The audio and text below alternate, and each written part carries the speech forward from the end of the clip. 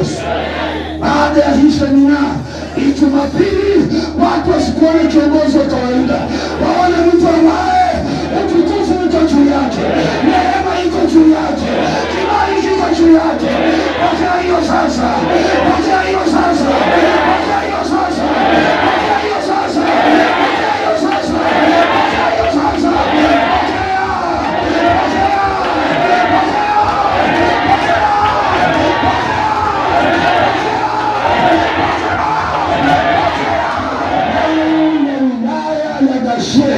kila wakati wanene baraka, amani na ushindi, utulivu na mafanikio juu ya maisha yetu katika jina la Yesu. Leo ninayatembea, leo ninayakataa, leo ninafundisha kila mapepo, kila maradhi, kila maumivu kwa jina la Yesu, kwa jina la Yesu. Toka, toka, toka,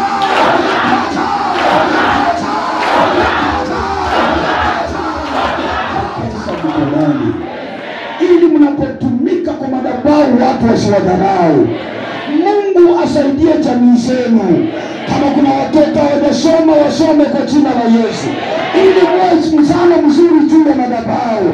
Natangazia viongozi wa wilaya ya Gashe, Mungu ninayemhubiri awasaidie na wainue. Wale hawajajenga nyumba, wajenge kwa jina la Yesu, ili muwe mfano mzuri. Wale hawajabarikiwa na shamba, Bwana fungue njia, shamba lipatikane, muwe mfano mzuri.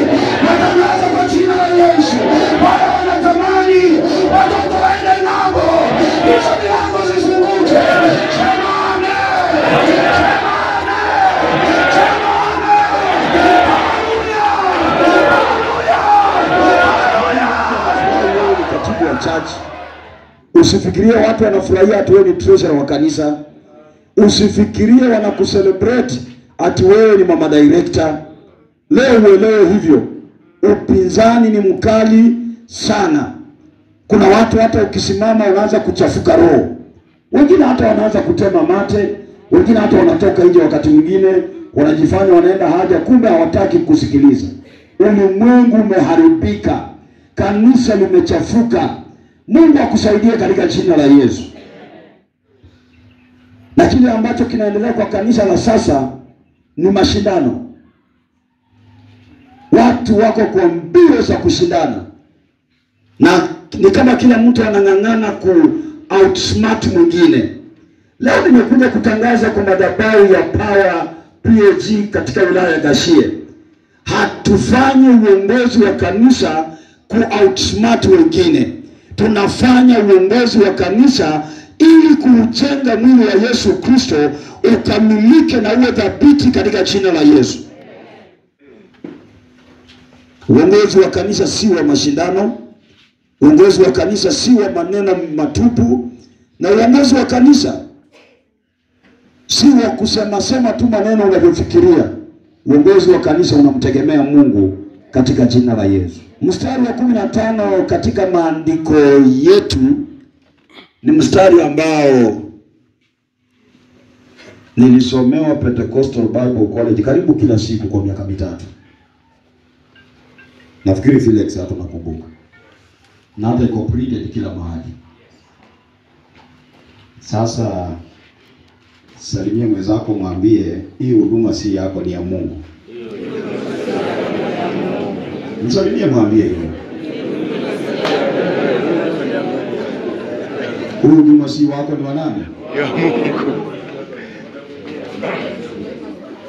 Ninarudia tena. Hiyo assembly sio yako, ni ya Mungu.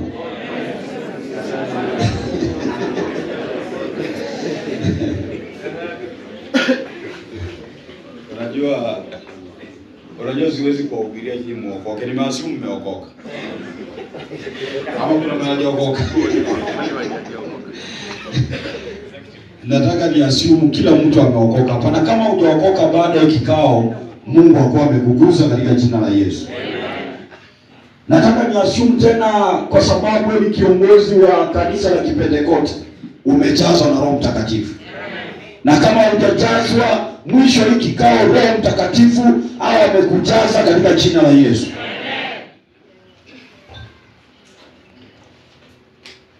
Jitahidi kujionyesha kuwa umekubalika na Mungu. Na hapo ndipo viongozi wetu wengi wanakosea. Wengi wetu tunang'ang'ana tukubalike na watu. Tunang'ang'ana tukubalike na jamii.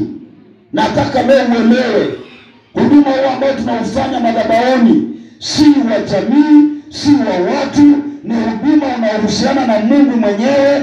Kwa hivyo jitahidi sana kujionyesha kwamba unakubalika na Mungu. Ninaomba nikiwa juu ya haya madhabahu, Bwana akukubali katika jina la Yesu. Jitahidi kujionyesha.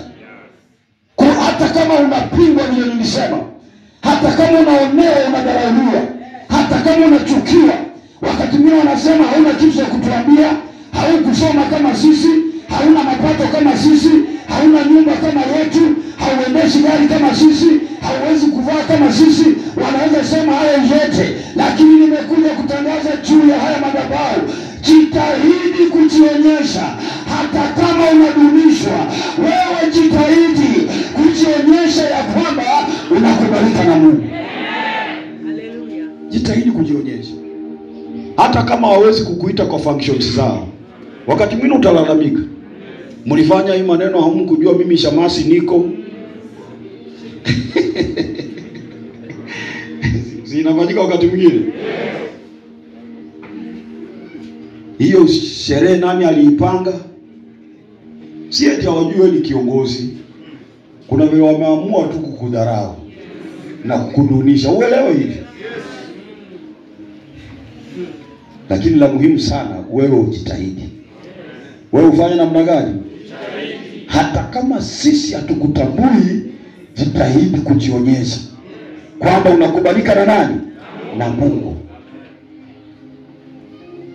Kiongozi mzuri wa kanisa, kutokana na maandiko ambayo nimeyasoma jioni ya leo,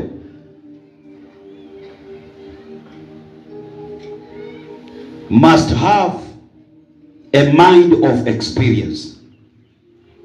A mind of experience. Paul was experienced. Yes. Hawezi kumzungumzia Timotheo kama hana ujuzi. Anajua kuna changamoto katika uongozi. Na kiongozi mzuri, kwa sababu umechaguliwa, Mungu akupe neema katika jina la Yesu. Upate walimu wazuri waliokutangulia katika hii safari, watakao kuelekeza ufaulu katika uongozi wako. Ninamaanisha jioni ya leo kuwa tayari kujifunza kwa waliofaulu katika jina la Yesu.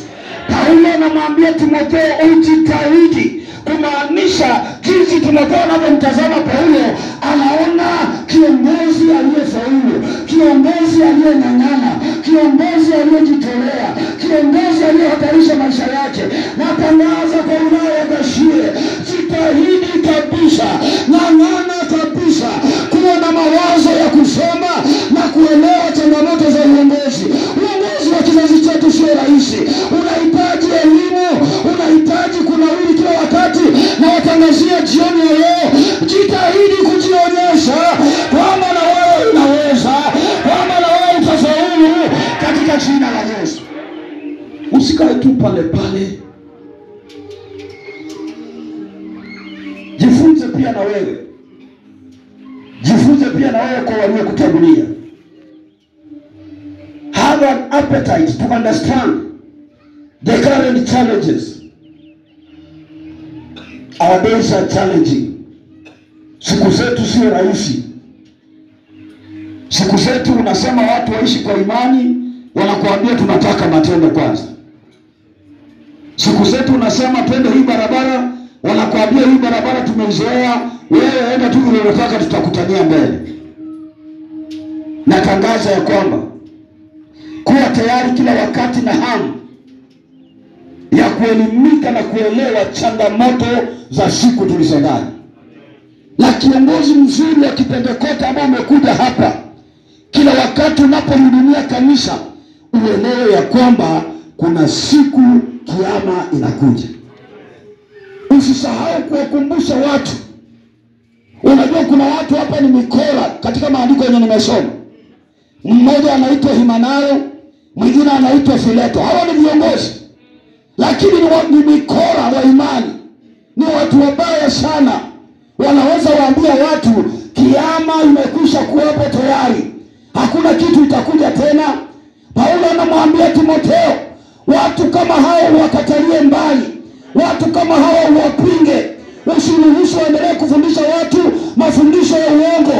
Ninakuombea jioni ya leo, Bwana akujaze na hekima yake, Bwana akujaze na maarifa yake. Kila mahali unapatikana, moyo wako ujawe na ukweli wa neno lake Mwenyezi Mungu. Na kila mahali unazungumza ukweli wa neno peke yake. Watu hawa hawapendi kweli. Ni watu wabaya sana. Watu wabaya sana. Na ndio watu wengi tuko nao kwa kanisa. Watu wasiopenda ukweli. Watu wasiopenda ukweli. Wakati mwingine nikihubiri kwa madhabahu ya Karura PAG. Kuna chache inaitwa Karura hapo? Yes. Nilikuambia kama ulikuwa huko, kwa sababu wengi mlikuwa kwa hiyo sherehe. Niliwaambia afadhali kusema ukweli kwa kiburi kuliko uongo kwa unyenyekevu. Najua hiyo hujashika, lakini mimi nimesema imenitoka. Afadhali kusema ukweli kwa nini kuliko uongo.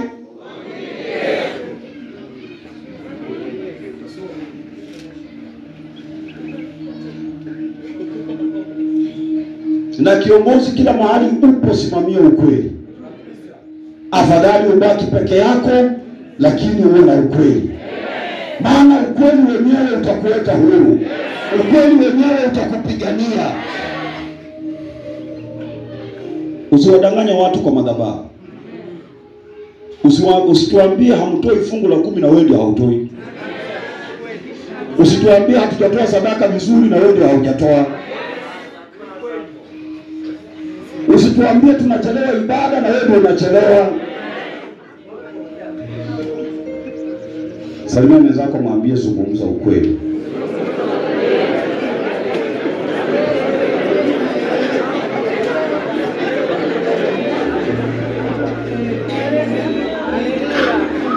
Kule nyuma mnacheza, mko kwa darasa leo tu. Zungumza nini? Usituambie hapo kwa madhabahu Mungu anataka fungu la 10 kamili. Kamili. Semeni wote kamili. Na wewe umefanya tu vyako.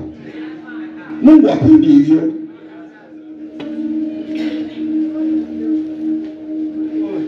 Huwa naambia hao wazee Kabete PAG, afadhali uongeze hiyo fungu la 10 kuliko ipunguze. Kama ilikuwa utoe shilingi 1000 ndio fungu la 10 yako na ndio ukweli, afadhali utoe 1100 kuliko kutoa 950. Kumaanisha vitu vya Mungu vinaenda juu. Tunaelewana kweli? Na nyinyi wengine msianze kufundishana kwenda kukaa kwa kamati na kusema tuko tunapanga hii kitu iingie mzuri, na sisi twende tu mbele ya watu tuongee lugha moja. Hata kama hatutatoa, sisi tutafute lugha vile tutapita tu kwa hawa watu. Mungu hapendi uongo. I'm telling you the truth. Mungu hapendi uongo, na hata wabariki. Fanyeni kazi ya Mungu na uaminifu. Fanyeni kazi ya Mungu na ukweli. Wachaneni na uongo katika jina la Yesu.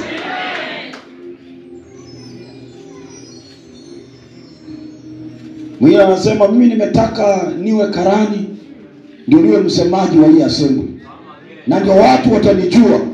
Sisi hatutaki kujua hapa. Tunataka kumjua Yesu na Yesu aliyefufuka.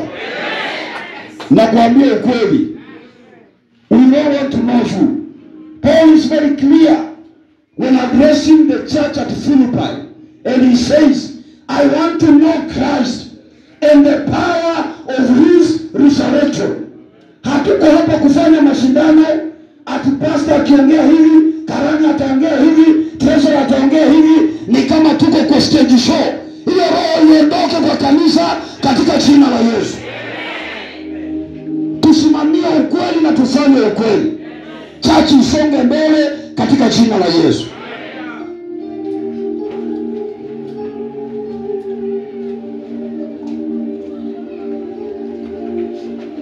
Number 2, a good leader must have the high heart of a shepherd. Mimi Mungu amenisaidia mimi kidogo.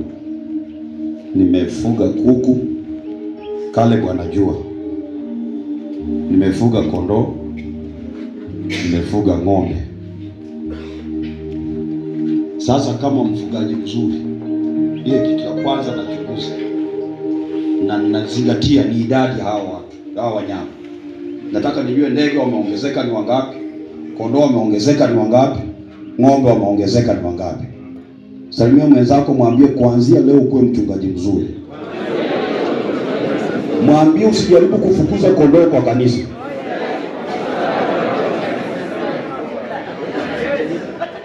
Be a good shepherd. Mtu analeta picha ya mchungaji vizuri ni yule anaitwa Daudi. Mnamjua Daudi? Anasema alikuja simba, akachukua mwana kondoo mmoja. Nilimfuata simba, nikamnyang'anya yule kondoo kutoka kwa kinywa chake. Akaja dubu, nilimfuata tena, nikamnyang'anya yule kondoo kutoka kwa kinywa chake. Na Daudi anatangazia Sauli pamoja na jeshi lote la Israeli, huyo Mungu aliyenisaidia nikawashinda wale wanyama wakali, atamweka huyu Mfilisti katika mikono zangu. Natangazia viongozi wa wilaya ya Gashie, kuhani wachungaji wazuri, wachungaji wanaozidisha na wachungaji wanaolinda, wachungaji wanaokinga, wachungaji wanaohifadhi. Pokeeni rehema katika jina la Yesu. Tusikuwe tu wachungaji ambao hatutaki kujua kondoo wako vipi. Na wewe mtu asikudanganye, kazi yako Jumapili kutusomeanga tu. Sisi pia ni viongozi kwa nyumba yetu. Kama hujui hivyo. We are also leaders. Tunaongoza watu kwa nyumba. Unakuja kutusomea na sisi pia ni viongozi kivyetu. We are leaders. Naweza ambia mke wangu sitaki kuamka, atafanya nini? I don't want to wake up. Yes. Ama hujui hivyo. Sangana zako mwambia hawa watu napenda kusomea ni viongozi. Siku moja utakuaibisha, utashangaa. Hawa watu ni viongozi tu kivyao. Leo umewapangia sapa yenye watakula. Si wamejipanga wenyewe. Kumaanisha ni viongozi. Hii tabia kusimama tu, nimesimama hapa. Najua wengine nini ni vichwa ngumu, sijui nini. Mtajua mimi ndio niko. Wachana na hiyo tabia. Ongoza kanisa na heshima na adabu. Hawa watu ni viongozi. Mama director, hata kama hawa mama umekulemea na fashion, nyenyekea tu waongoze. Hapana piga hao vita kwa sababu wamevaa kukuliko. You are a shepherd. Na usisahau msingi wa Bwana ulio imara umesimama. Oh yes. Now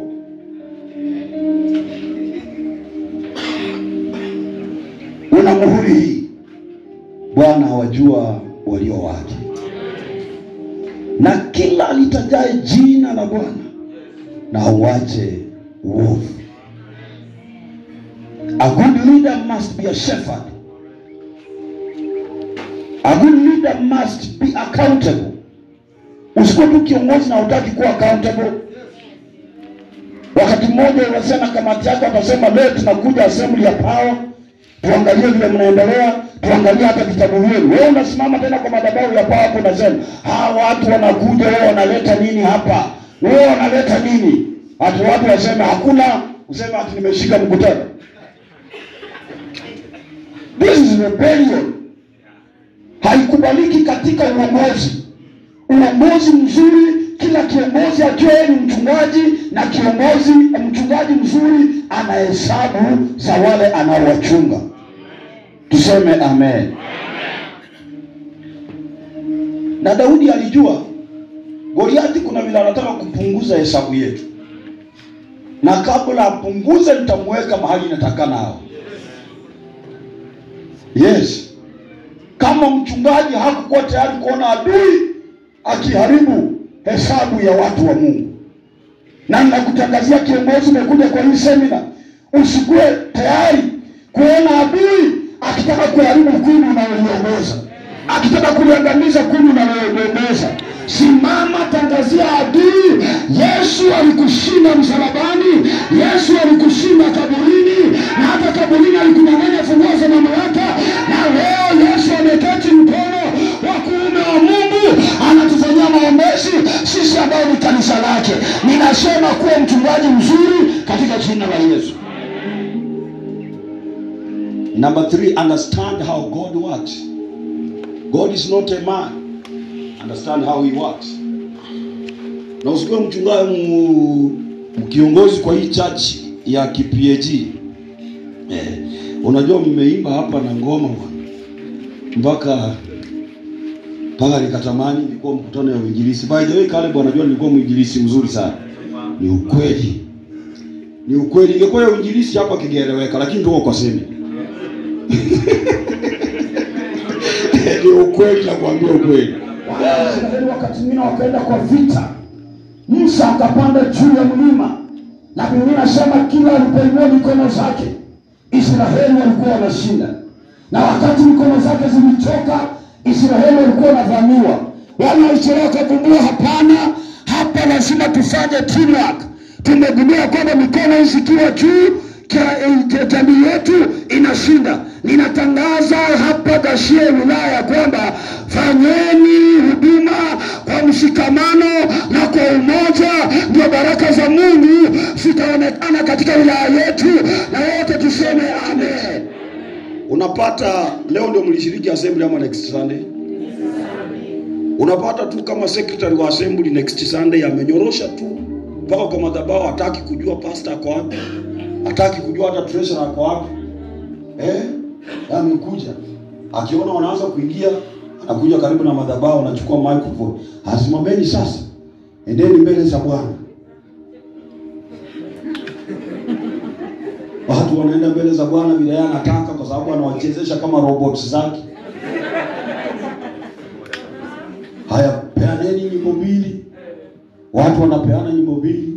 Hatena mwenyewe anajigeuza na kwako mhubiri. Wacha niseme neno la himizo kidogo. Na wengine mmefikiria kuhubiri ni kuongea tu. Who told you that?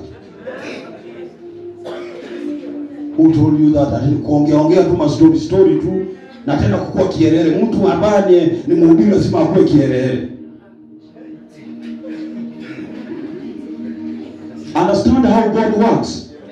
Number 4, be honest. Be honest. Number 5, be holy. Hilo napita haraka kwa sababu hata maneno hayo nimeyataja tukianza pale nyuma. Number 6, have the discipline of a soldier. Have the discipline of a soldier. Soldiers are both offensive and defensive. Yes, soldiers are both offensive and defensive. They can offend you, at the same time they can defend themselves. Na askari hata akuwe ni mtoto wako, hata akuwe ni mtoto, ni askari ujue. Ukitaka kujua ni askari, umpata akiwa amevaa ile kofia ya traffic na hako kwa barabara. Kakiweka tu mkono juu hivi, hata ukuwa unaendesha V8, hata ikuwe ni Lexus ama ni itasimama. Mambo ya baba na mama itakuja baadaye, lakini gari kwanza ifanye namna gani?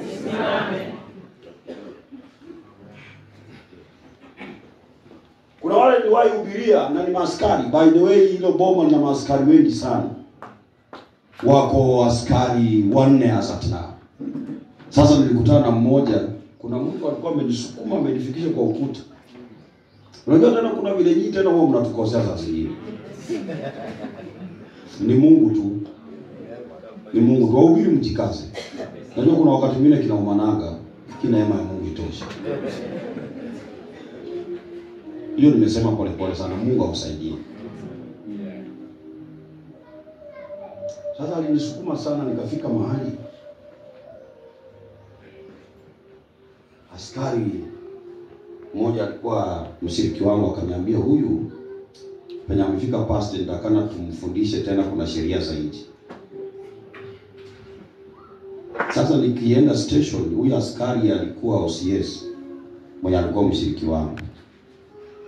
Na hata nyinyi mnamjua kwa sababu aliwahi kuwa OCS hata Kabete. Siwezi sema jina lake lakini mnamjua wengine. Tulipofika station akanirifaa. Akaniambia ingia kwa ile ofisi ya crime. Kuingia kwa ofisi ya crime. Na hata msichana ameleta kofia mpaka ni kama inakuza pua. Akaniuliza sema jina lako. Nikasema niliposema jina akatoa kofia. Akaniambia my pastor, ulinibatiza Kipsai na PhD. Nani anakuhangaisha huyu? Hata hakutaka niandike statement. Mara moja niambia nipatie namba yake ya simu. Nikampatia. Akapiga. Akamwambia ninakupatia dakika 10 kwa sababu umesema you are within town 10 minutes mkwako. Nikajua soldiers are also offensive and defensive. Huyo jamaa akakuja. Unajua alikuja kama anapiga magoti. Kwa sababu unajua tena kuna vile mnakosanga. Alikuja kama amepiga nini? Nikaona vile kale kama msichana kangu kana msukuma bwana. Kakanishika mkono kanipeleka. Sasa Bishop fanyaje? Nikamwambia, "Penye umemfikisha. Wacha tuende nyumbani asilala hapa." Wacha tuende wapi? Akasema tu kwa neno lako. Wacha aende nyumbani. Nikarudi ndani akamuuliza utaomba msamaha? Ndio. Hautarudia? Ndio. Haambia Bishop huyo mwana akaniambia akipiga magoti akalia, akainua mikono juu. Akasema niombee. Yes, tukafanya ibada. Tukafanya ibada. Unajua watu wengine pia ibada inaingiana ndani kwa lazima. Tukafanya ibada kwa sababu jamaa amefika kwa ukuta. Lakini yule msichana ni mdogo sana. Ni mdogo sana. Ikiwa na miaka mingi saa hizi nikizungumza haziwezi pita 35. Lakini hiyo ni kitambo kidogo kwa sababu ni karibu miaka 8 zimepita hapa juu. Lakini kwa sababu ya cheo chake alitekeleza wajibu wake vizuri. I want to speak to you today. Kwa sababu ya cheo chake tekeleza wajibu wako vizuri. Tekeleza wajibu wako vizuri. Usikuje mbele ya washirika na unaanza kuambia nyinyi mlinichagua, si mliona nilikuwa ovyo, si mliona nilikuwa nini, hata najua wengine mnanidharau, wengine mnafanya nini. Kuwa askari mwema katika jina la Yesu. Hakuna mambo la madharau hapo. Kuwa tu askari mwema. Chapa kazi ya uongozi wilaya Gasheri endelee ifanikiwe katika jina la Yesu. I want to end by remarking this. Usikue kwa madhabahu yetu na wewe sio mwombezi. Mungu akusaidie kuanzia sasa. Anza kuomba katika jina la Yesu. Usikue kwa madhabahu yetu na wewe si mkaribishaji wa watu. Mungu akusaidie kuanzia sasa. Anza kukaribisha washiriki, anza kukaribisha pastor, anza kukaribisha viongozi wenzako katika nyumba yako katika jina la Yesu. Usikue kwa madhabahu yetu na uyaheshimu madhabahu yenyewe. Madhabahu na uyaheshimu yatakubariki. Madhabahu na uyadumisha yatakupiga vita. Ninaomba kuanzia leo tarehe 4 mwezi wa 5 madhabahu ya wilaya ya Gasheri kila wakati yanene baraka, amani na ushindi, utulivu na mafanikio juu ya maisha yetu.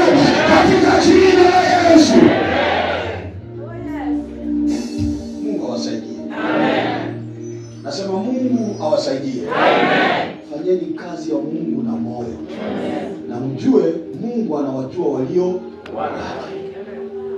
Mungu anawajua walio wake. Kama wewe ni wa Mungu, fanya huduma huna moyo wote. Jitolee kwa hali na mali kuhakikisha kanisa linasonga mbele. Hauna nguo nzuri, endelea kumtumikia Mungu. Hauna pesa nyingi, endelea kumtumikia Mungu.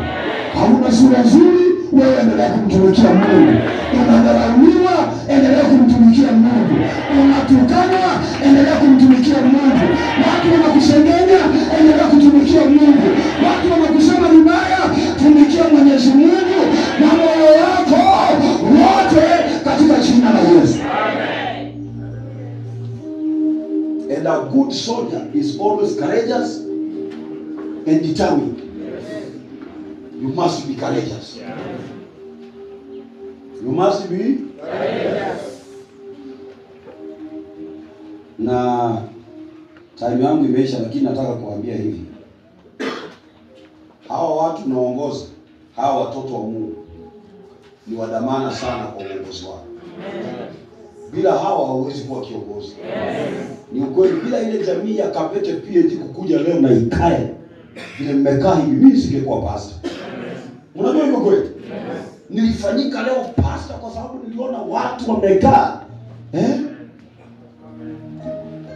karibu mara 3 yenu hii. Watu wamekaa na wanatulia. Ukisema Bwana asifiwe, wanasema amen. Nimekuzwa, kumbe mimi ni pastor. Unaelewa kweli? People are important. Wacha kudharau watu. Wasaidie watoto wa Mungu wafike mahali katika jina la Yesu.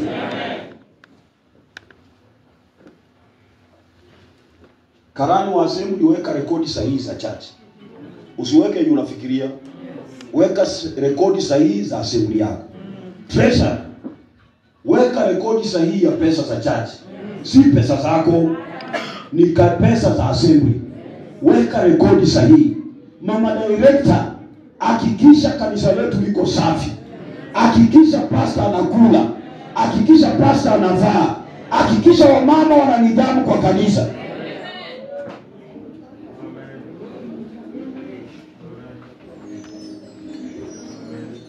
Na kijana ambaye ni kiongozi wa vijana, hakikisha kama kuna kitu vijana wanaweza kuoccupy. Tunajua ile slogan. Kama kuna kitu wanaweza kuoccupy, ni kuoccupy ufalme wa mbinguni. Hapana matata na fuke kwa chache. Na vijana mngali mna nguvu, fanyeni kazi ya Mungu. Ni ukweli. Fanyeni kazi ya nani? Ya Mungu. Nilianza kuwa pastor at age 24. Na si jana. Mzito unakumbuka hiyo mwaka gani?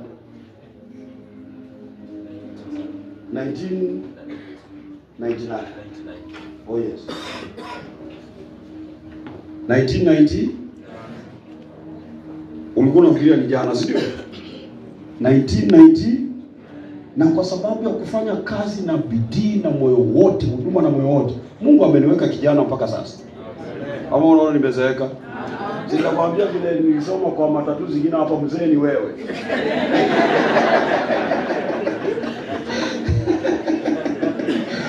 Vijana anasema fanyeni kazi ya Mungu na moyo. Mashemasi, kazi yenu si kupangia mapasta vita. Sio. Saidieni pastor, shaurini pastor kanisa kisimama. Ombea pastor. Mwambie kuna mgonjwa mahali niko naenda kumwombea, ama twende tumuombee. Mwambie kuna shida mahali naenda kusuluhisha, ama hiyo naona itanilemea, twende pamoja. Hapana tumia ile advantage kuleta pastor chini. Fanyeni kazi ya Mungu na mshikamano. Na nawaombea nikimalizia, Mungu awape neema ya uongozi. Mungu awape pesa mkononi, ili mnapotumika kwa madhabahu watu wasiwadharau. Mungu asaidie jamii zenu. Kama kuna watoto hawajasoma, wasome kwa jina la Yesu, ili muwe mfano mzuri juu ya madhabahu. Na tangazia viongozi wa wilaya Gashe, Mungu ninayemhubiri awasaidie na wainue. Wale hawajajenga nyumba, wajenge kwa jina la Yesu, ili muwe mfano mzuri.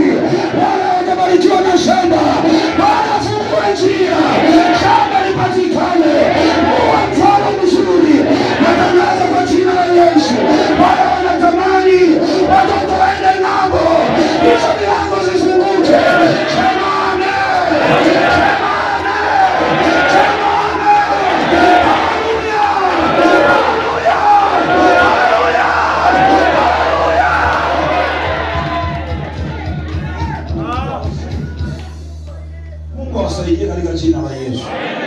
Nasema Mungu awasaidie katika jina la Yesu. Na uliokusema Mungu ninayemhubiri hapa Kashe awasaidie katika jina la Yesu. Neema ya Bwana ishuke juu yenu. Bwana ambao ni viongozi hapa, magonjwa yaliyorudia kwa nyumba zenu yakipiga mume na mwingine mwezi mwingine yanapiga mke, yakipiga mke wakati mwingine yanapiga watoto. Mapepo yanazungumza kwenu. Leo ninayakemea, leo ninayakataa, leo ninayakamisha kila mapepo, kila maradhi, kila maumivu kwa jina la Yesu, kwa jina la Yesu. Toka, toka, toka, toka,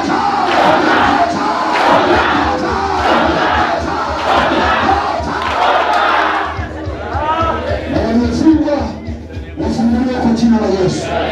Baada ya hii semina Jumapili, watu wasikuone kiongozi wa kawaida, waone mtu ambaye utukufu uko juu yake, neema iko juu yake, kibali kiko juu yake. Pokea hiyo sasa, pokea hiyo sasa, pokea hiyo sasa, pokea hiyo sasa, pokea hiyo sasa, pokea hiyo sasa,